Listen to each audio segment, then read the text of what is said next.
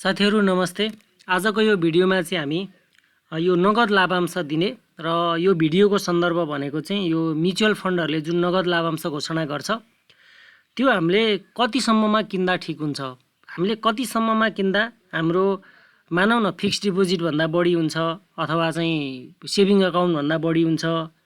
यहाँ कहिलेकाहीँ हामीले उनले घोषणा गरेको पर्सेन्टेजको आधारमा मात्रै लगानी गर्दा चाहिँ धेरै साथीहरुले चाहिँ अब अलिकति विचार गर्नु हुँदो रहेछ हैन। त्यसको लागि मैले एउटा उदाहरण सहित यहाँहरुलाई म आजको यो भिडियोमा यो जानकारी दिन गइराखेको छु। यो भिडियो पछि चाहिँ तपाईले मैले म्युचुअल फन्डमा लगानी गरेर कति पाउँछु भन्ने कुरा चाहिँ एक्ज्याक्ट हिसाब गरेर निकाल्न सक्नुहुन्छ। यसको लागि मैले यो एक्सेल सिटमा यहाँहरुलाई लग्न चाहन्छु हैन। जस्तै उदाहरणको लागि यो हालसालै यो नोबेल इक्विटी फन्डले 40% नगद लाभांश घोषणा गर्यो। तर तपाईहरुलाई मैले कति लगानी गर्छु र कति पाउँछु भन्ने कुरा कम्पेयर गर्न आउँदैन भने तपाईहरुले यहाँबाट यो सिक्न सक्नुहुन्छ। जस्तै उदाहरणको लागि अहिले यो यसको रेट भनेको चाहिँ 15.70 रहेको छ नोबेल इक्विटी फन्डको रेट। यो मैले भिडियो बनाइराखेको डेट है, आज भदौको 24 गते हो, बिहान बनाएको छु। दिउँसो रेट कहाँ पुग्छ अब हेरौँ हैन। त्यसको तपाईले मानौ 10,000 युनिट खरिद गर्नुभयो, एक युनिटको कति पर्छ 15.7 पर्छ भने 10,000 युनिटको तपाईको 1,57,000 रुपैयाँ पर्छ हैन, 1,57,000 रुपैयाँ पर्छ। अब त डिभिडेन्ड घोषणा गरेको 40%, तर तपाईले यो 1,57,000 को पाउने 40% होइन, फेस भ्यालु यसको 10 रहेको छ।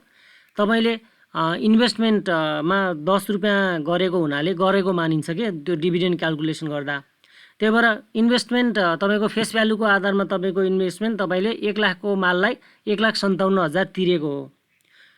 त्यो भएको हुनाले तपाईले डिभिडेन्ड चाहिँ 1 लाख कै पाउने हो। 1 लाख को तपाईले कति पाउनुभयो 40% को दरले तपाईले 40,000 पाउनुभयो। तर तपाईलाई यो चाहिँ अब सिम्पल छ हैन। यहाँ मैले अरु केही पनि गरेको छैन। 1 लाख को 40 डिवाइडेड बाइ 100 गरेको हो हैन।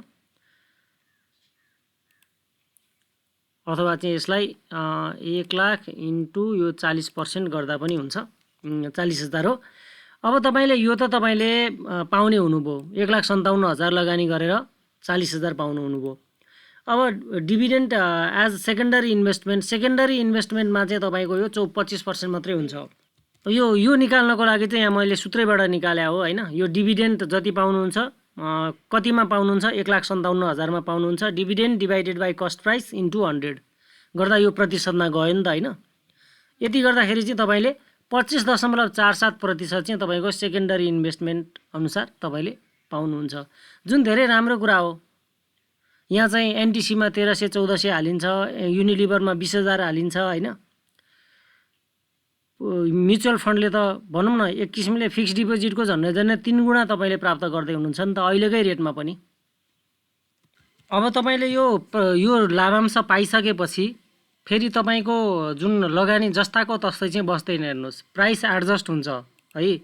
तपाईले 15.70 मा किनेको झर्छ है। अनि त्यसपछि जब कम्पनीले लाभांश दिन्छ तब त्यसको न्याप पनि घट्ने चान्स हुन्छ, किनकि उसँगको सम्पत्ति त घट्यो नि त हैन। न्याप भनेको त सम्पत्ति नै हो, नेट एसेट भ्यालु हो।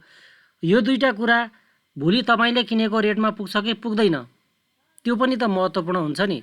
यता तपाईले 57,000 बढी हाल्ने, यता चाहिँ तपाईले फेरि जस्ताको जस्तै 10 मा झर्यो भने त तपाईको चाहिँ 1 लाखमा झर्छ। अनि 57,000 घाटा, यता 40,000 फाइदा। फेरि त्यता पनि तपाईले सचेत हुनुपर्छ है। यता 40,000 त लिनुभयो है, 40,000 त लिनुभयो, तर तपाईले भोलि किनिसकेपछि त्यो फेरि 15.70 मा चाहिँ पुग्छ कि पुग्दैन, किनकि न्याप भ्यालु घट्ना साथ तपाईको त्यो सेकेन्डरीमा त्यसको रेट घट्छ, अर्को प्राइस एडजस्ट हुन्छ भनेपछि त यो दुईटा कुरामा चाहिँ तपाईले मार्केटको भविष्य प्रिडिक्सन गर्न जान्नुपर्छ है। भविष्य प्रिडिक्सन गर्न कसरी जान्नुपर्छ भन्दा नि मार्केट बुल फेजमा छ, अझै तपाईले किनेको रेटमा नपुगुन्जेल चाहिँ करेक्सन आउँदैन, बियर आउँदैन भने तपाईलाई फाइदा हुन्छ, बुल जारी रहन्छ। बुल जारी रहनु भनेको म्युचुअल फन्डको चाहिँ तपाईको नाफा बढ्नु हो।